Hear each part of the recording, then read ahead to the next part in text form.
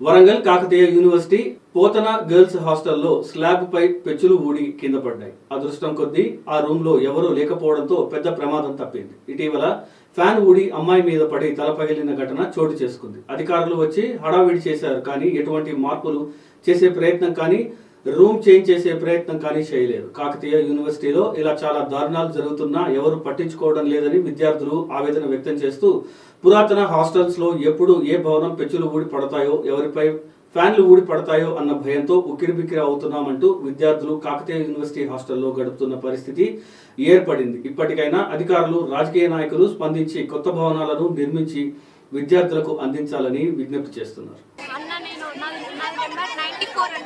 నేను మెస్సుకెళ్ళి అన్నం తినొచ్చిన మెస్సుకెళ్ళి అన్నం తినొచ్చి ఫ్యాన్ వేసుకొని పడుకున్నా.